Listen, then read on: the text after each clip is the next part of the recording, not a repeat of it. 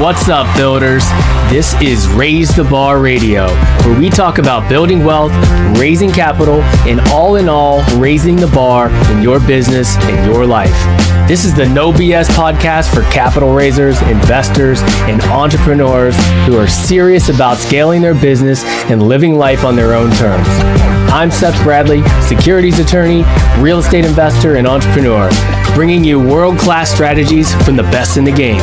If you're ready to raise more capital, close bigger deals, build a better you, and create true financial freedom, you're in the right place. Let's go. Welcome to Raise the Bar, elevated conversations around entrepreneurship, capital raising, and real estate. Today we have Travis Smith, the founder and CEO of Tribevest, the compliance-first private deal infrastructure for institutional grade capital aggregation. He started his career on Wall Street with Morgan Stanley and then Jack Henry and Associates. Travis is now on a mission to solve a universal problem of how to raise and invest capital safely and compliantly with trusted partners. Travis, you're my brother and I love you. Welcome to the show. Thanks so much for coming on. Seth, this is awesome, man. Thank you for having me, and been looking forward to this. This will be a blast. Absolutely, man. I think I'll start with something unique just because, our story is unique, how we met. We were both speaking in the BVIs in the British Virgin Islands together at a Wealth Without Wall Street event. And, you were speaking about Tribevest, which we're both obviously a big part of right now. I was talking about fund of funds and raising capital. And we really just hit it off, and our wives were there and they hit it off, and it was just kind of a match made in heaven. And, we took action, right? Like, we didn't wait. And I think that's the biggest thing is a lot of people will go to these meetups or these events, and maybe they'll have some good conversations, or maybe they'll just exchange business cards, and that doesn't really get you anywhere. But we took action. We saw an opportunity and we took action. I mean, what's your perspective on kind of that fortuitous moment? You're absolutely right. Yeah, I mean, first of all, it was a blast, and as you mentioned, just really hitting it off and all those things. But as you're out in these conferences, networking, we're all looking for the next opportunity, and how do we progress and move forward. And you're right, Seth. Like, we had some pretty productive conversations. What was it? 2 days later, we were kind of letting things marinate and processing some of the conversations we had. I picked up the phone, called you. You were receptive. 2 days after that, you were on a plane from San Diego to Columbus, and next thing we know, we were whiteboarding and architecting the infrastructure for fund to fund for the whole industry. And people always want to talk to me about the origins of Tribevest, and that's an important part of the story. But that moment feels very much like the origin story. I mean, we had been around for a while, but it wasn't until you and I connected and really connected the dots and mapped things out. That truly feels like the beginning, and it's been a ride ever since, hasn't it? Yeah, 100%, man. It's been an incredible, bumpy but awesome ride, and I can't wait to see where this goes, man. It's gonna be awesome. It has been awesome. Really looking forward to it, man. Well, tell us a little bit more about Tribevest. I know a lot of folks, even since that was a couple of years ago, people are still thinking of Tribevest as kind of a group investing platform because you guys had a lot of momentum with that product, but now we've pivoted into something different. I mean, tell us a little bit more maybe about the origin of Tribevest and where it is today. Yeah, I think because of your audience being entrepreneurial, they'll appreciate this. I mean, the pivot really, the vision hasn't changed. We're still, on a mission and obsessed about making private investing mainstream, making it as easy to invest in the private markets as the public markets. And so that vision is still there.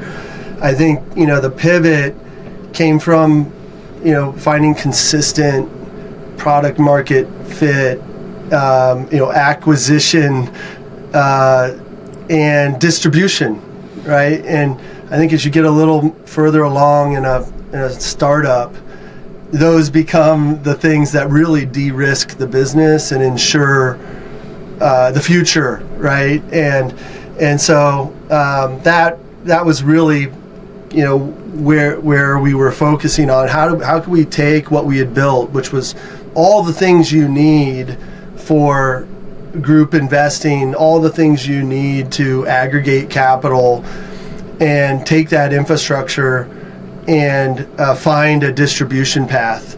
And it's been awesome because it's obviously been a big unlock. But it went from a consumer base, like my brothers and I, looking to figure out how to group invest, pull capital, invest together, right? Which is the very beginning, and that prompted all of the building that we built.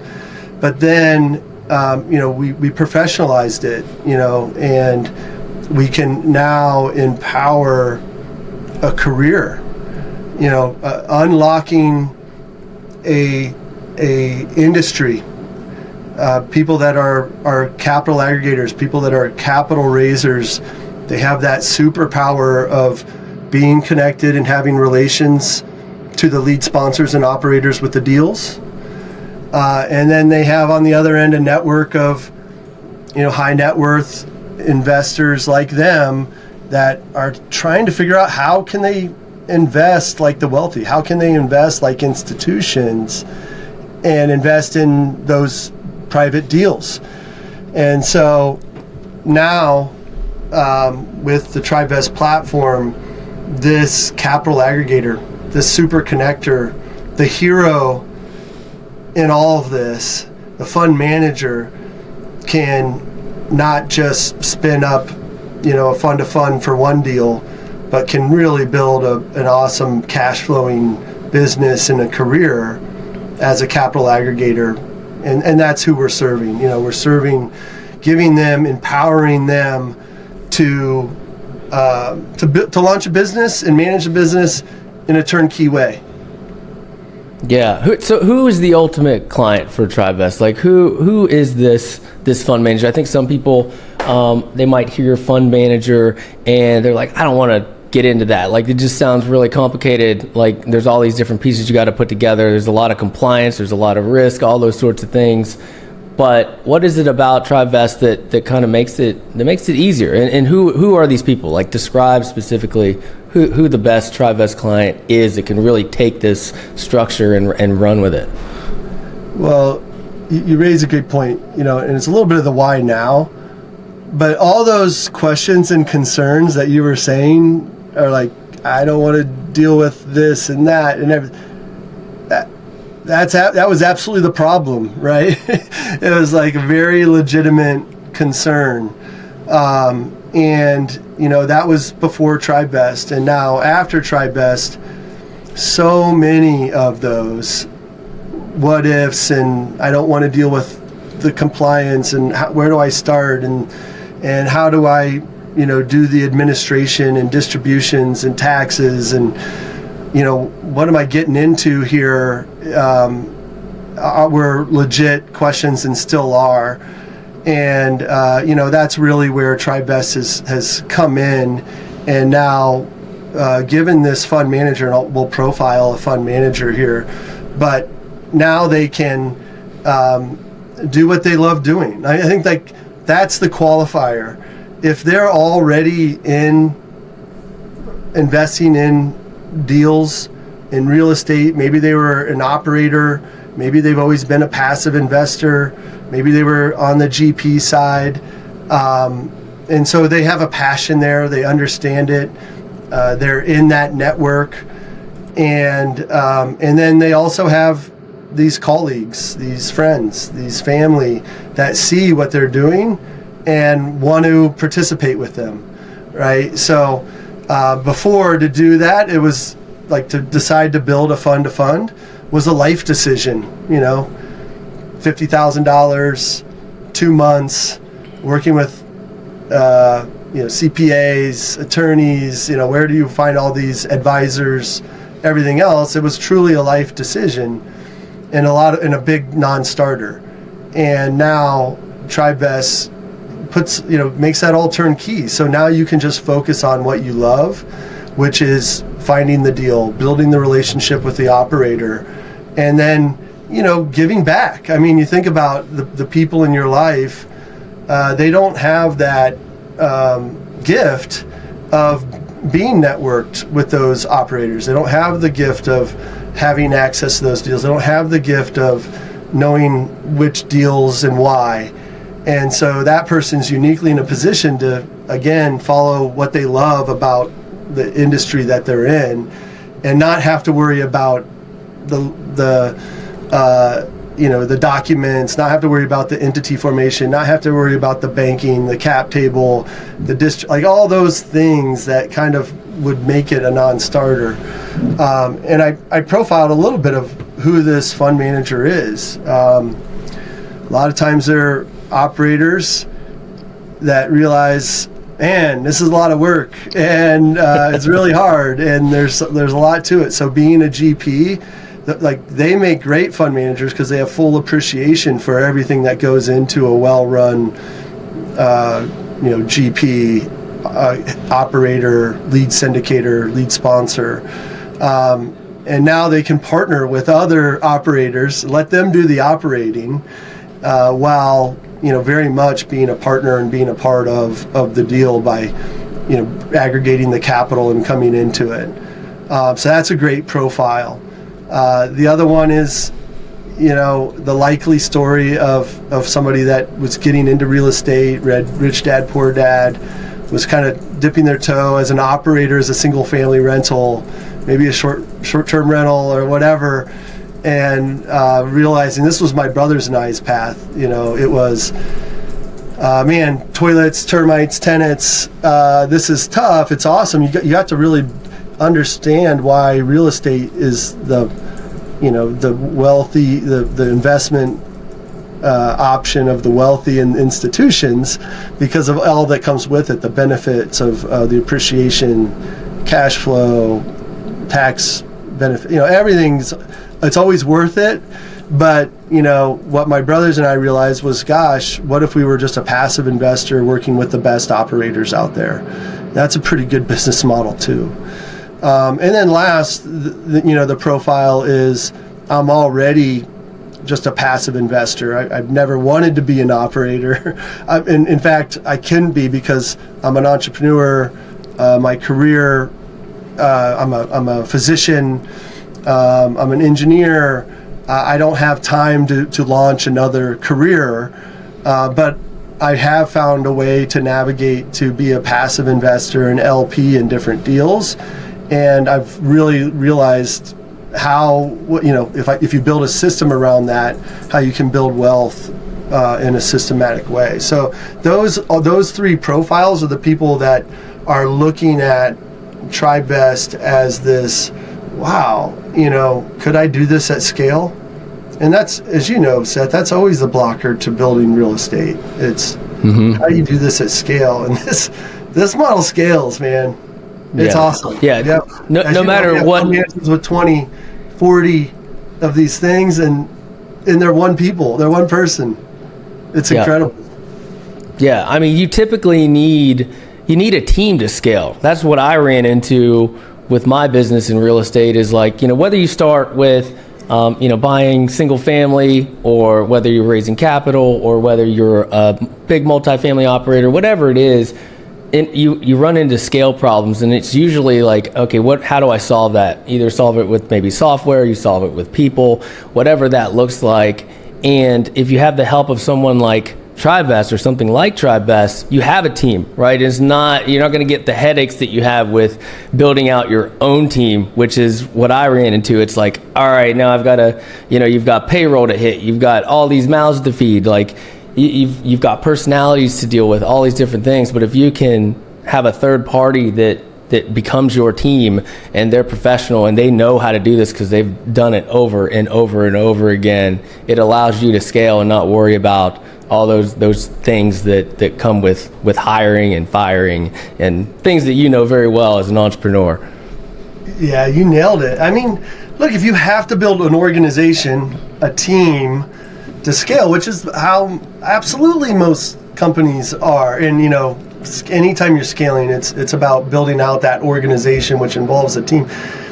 By definition, it's a full-time job, right? I mean, so we definitely have people who have made this a full-time job, but they actually can do it without having to build out all that organizational infrastructure and everything else. And it's just that's a huge unlock. It's just a massive unlock. Like the companies that we think of that were very successful at empowering careers like this was Uber. Now in a minute, because of a platform, I can launch a taxi business and everything's taken care of. Literally, Yeah. I just needed my car. I need to register it, and I can go, launch my independent taxi business. The other one that's even kind of more closely related is Airbnb, right? I mean, there was only thousands of short-term rentals listed not too long ago. Like only thousands of people that were making a living in short-term rental. Very niche, very geographical, right? And now 5 million people are entrepreneurs that have launched a business because Airbnb took care of all the back office, all the hard, all the messy, all the ugly, which we love. We love that. All the stuff no one loves, like Tribevest loves it.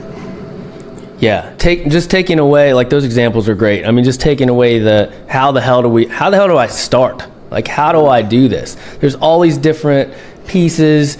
Like, I've watched the YouTube videos. I don't know, where to find these people or where to find the software, like all the tools and things that I need. And then how do I put them together? How do I afford it? It just takes that mystery away because everything is put in a box for you and done for you. I mean, and I wanted to go back to something you said earlier. I mean, the game changer is really providing access to private deals and markets and making it, professional and institutional grade experience.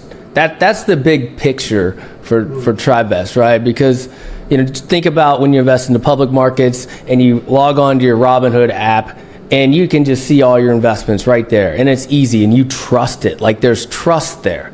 And it's professional. It looks great. It's intuitive. It feels good. You can buy and sell and trade. You can see what you own. Like, it's just professional. It feels safe, right? And you don't have that in the private markets.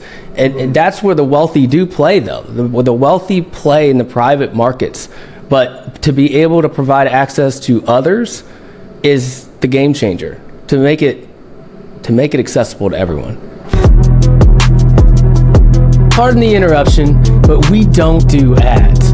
Instead, know that if you're raising capital for real estate, my law firm, Raise Law, is here to give you the expert legal guidance you need to raise capital compliantly and structure and close your deal. And if you're looking for a done-for-you fund-to-fund solution, Tribevest is the industry's only all-in-one setup and fund administration solution. Visit raise.law and tribevest.com to learn more. Right. Yeah, no, you're right. And that's the big problem that we're envision. It's a big vision in the problem, and big problem equals big business and big opportunity, right? So you always say, if you're going to build $1 billion business, you better have $1 billion problem. And that's the $1 billion problem. Investing in the private markets is like investing in the like how I'd imagine investing in the Middle Ages, the Dark Ages might have been. Like, you send them a check and a wire, and like, you better know that person. Like, you better have a personal relationship with them. I mean, we've all been there before, where you're writing $50,000, $100,000 checks, wiring it, and and then what do you have? And so, I think the learning and the truth. I mean, we've found it to be true, is if we're going to make private investing accessible, there has to be that trust. There has to be this familiarity to it. And again, getting back to the hero in all this, it's not Tribevest. We like to know that we're a part of the story, but the hero is this fund manager, this independent individual capital aggregator that's uniquely positioned. Because those people trying to get into the new markets, one, it's hard to find and everything else, but once you're there, it's scary. And we've always said, new investors are not going to be sold into a deal. They're not going to be sold into new markets. And I think that's the big mistake the industry as a whole makes. Like, if we make this pretty, if we can market the heck out of it in some creative way, all of a sudden people are going to start to invest. And we've seen it again and again through different platforms and everything else. That won't do it. But what will do, they won't be sold into the market, but they will be pulled with the people they know, like, and trust. And so those people they know, like, and trust, again, those are the ones that are uniquely positioned to have the access, the relationships. And then when you give them a platform that's professional and they can log in, they can, see the documents, see the deals, link their bank account, see all their distributions, see the cap table, the ownership table. It does start to make it feel like, oh, this is a little bit more like investing in the public markets, but more exciting and more rewarding, more fulfilling, for sure. Yeah, and they really are the heroes, right? Because they've self-educated, they've taken a risk either by running their own deals or investing passively in someone else's deal. They've learned how to do due diligence and do some background on the deal and the sponsors, and they've taken risk and they've taken time out of their busy lives to figure this game out. So they're the heroes, and now they need to spread that to their friends, family, colleagues, their network that want access to these markets, but maybe they don't even know about them, let alone, want to be a part of it. So that that's leverage. It. Like, that's the access. We talk about leverage all the time, right? They've invested a lot to get into that position, right? Like, whatever those different paths to being one of those people in the market. And the question is, how do you leverage everything you've done? And maybe that's a little bit of the magic of Tribevest. Tribevest gives you the ability to leverage that, and instead of getting 1x return on a deal, you're getting 3x return. Like we talk about them, they're super LPs. They're not just LPs. They're super LPs, which is probably even better than being a GP, right? Less risk. Less work, all those things. Less work. I'd rather be a super LP than a GP, and you can argue that, but especially if I can do this at scale.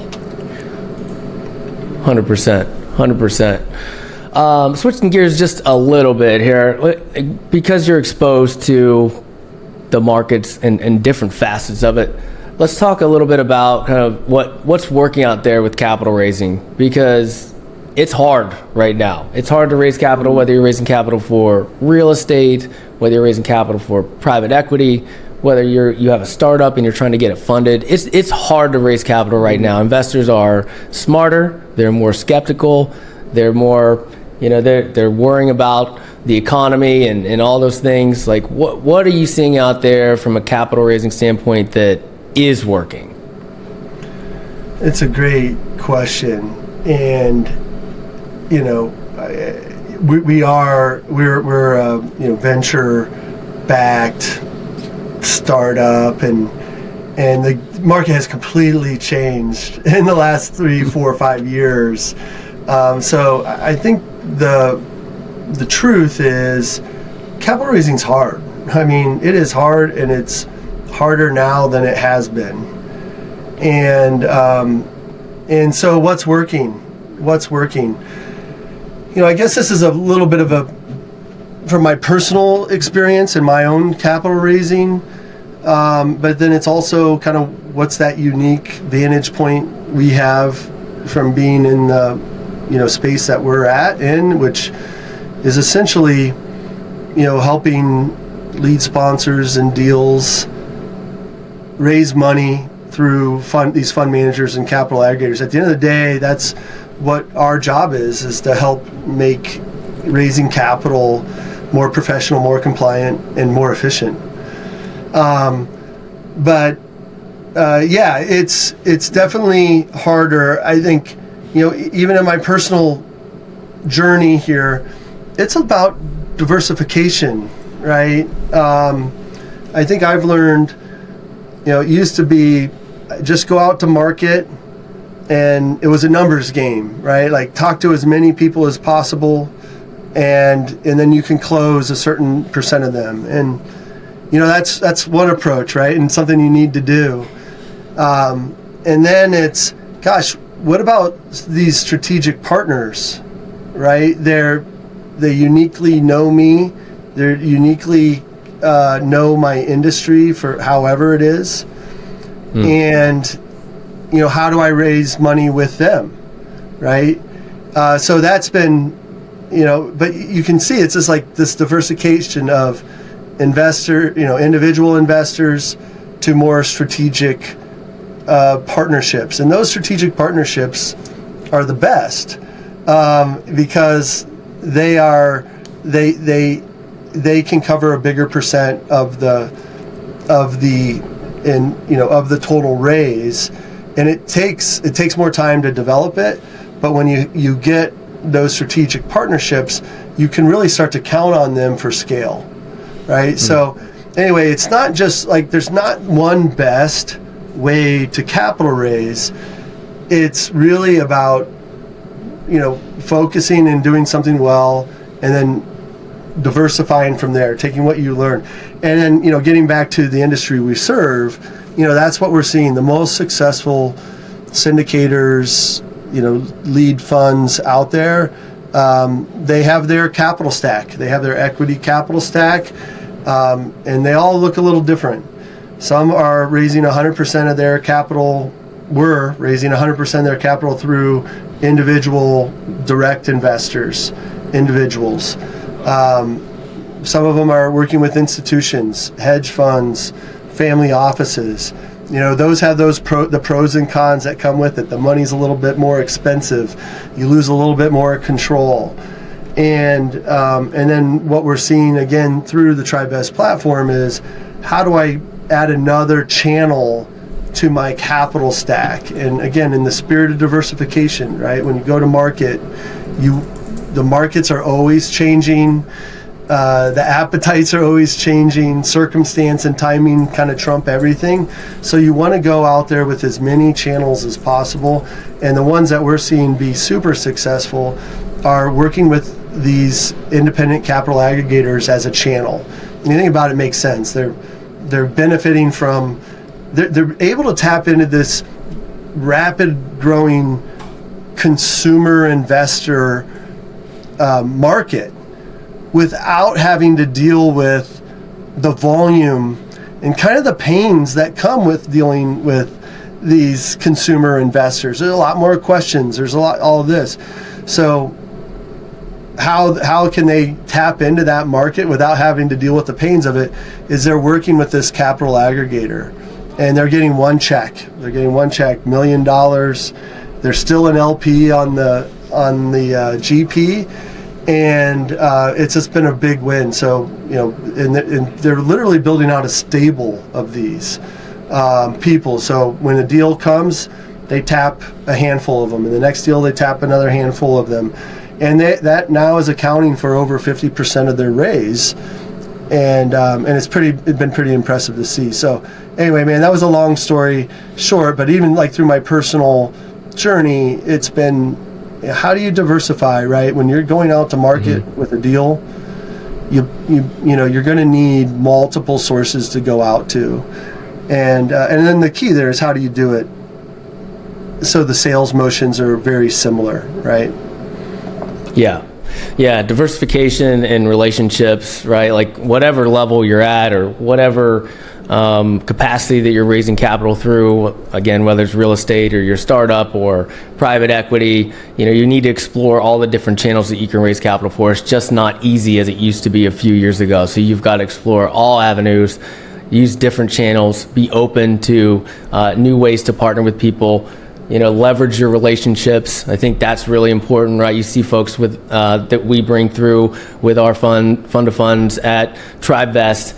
Relationships matter. I compare that to the strategic partners that you mentioned, right? Those are relationships. Those are people that understand your problems and understand what you're trying to solve and how you can help them and help each other. Like that. Similarly, you see that with fund managers who, use their network because their network understands where they come from and their problems, and they want to be part of this. So you've really got to leverage those relationships, and you've got to be open to diversifying where you're raising that capital from. There's a lot there. You nailed it. At the end of the day, relationships, like you are not going to raise money without the relationship. And I think people are trying to figure out how to do that. And again, now there's ways of doing it, but that trust needs to be there all the way through the channel, all the way through the ecosystem. And so that's always been the challenge. How do you scale that? If relationships, it requires time and getting to know. And so how do you scale that? And of course, that's where these capital aggregators come in. That is one of the ways you can scale trust, like trust transfers, and you're working with good people that know you, and then they can bring in that capital. I want to say one thing that has always been one of my pet peeves. Capital raising is hard. Period. And we talk to a lot of people, and every once in a while you run into people. It's like, well, capital raising is not my problem, or not a challenge for me. That's kind of easy. We have that figured out. And maybe that's true in that moment, but no way is that just true. If you're in this business, raising capital is the business. And so you've always have to be figuring out new ways of doing it and making that a part of what you're always working on. So anyway, I'm always a little hesitant of people raising money is not a problem for me. That's not what we're worried about. It's like, man, come on, really? So I'll bet the percentage of people that say that today is way less than that said it 5 years ago. That's a fact. Right. Well, and I guess what I'm hearing is they're not interested in scaling too. Maybe that's right. Maybe that's what it is. I'm always thinking everybody's wanting to scale and grow their business because that's my mindset, what I'm here to do. So maybe that's the disconnect. If you're not worried about raising more money, or maybe that's because you're not thinking about how to take the business to the next level. Yeah. Well, Travis, you are obviously an expert, and you're deep in this industry. But in a parallel universe, tell me about a different version of you, and I'll just give you an example so that you know what I mean. I as you know, I went to med school for a little bit, year and a half, and then I dropped out because I hated it. It wasn't for me. I knew it. That would have been a different life, right? That would have been a totally different thing for me. I would not be here doing this. Tell me about a different version of you that could be just totally different, not worse, but different. Right. Gosh, I guess one way to think about it is, when did I take that leap to Tribevest and being an all-in and entrepreneur, and what does that alternative universe look like if for some reason I didn't take that risk and take on the sacrifice and all those things. Honestly, I before Tribevest, I had reached kind of a destination company and job. I was the head of strategic alliances at Jack Henry and Associates, and anybody in enterprise fintech would say, man, that's a dream company to work for. Great company. I'd be making a ton of money, own a ton of stock, and my family would be very comfortable. And that sounds pretty good, Seth, but it would be terrible. I learned, and it took a while, that I was not built for corporate America. So I would be in corporate America, and it was something I struggled with through my 30s and early 40s. And even though I was being very successful at that, I was not happy. I was not happy, and that was a drag on my family and those around me. And it's weird. Like, I've never worked harder. I've never had less free time. I've never made less of a income, as a founder, but I've never been more fulfilled, right? So anyway, thank God I took the chance, and I'm living in this universe. Yeah, love that, man. What's one limiting belief you had to overcome to take that leap? One limiting belief, gosh, man, you know me. Belief has never been much of a problem. I think, the limiting belief is, could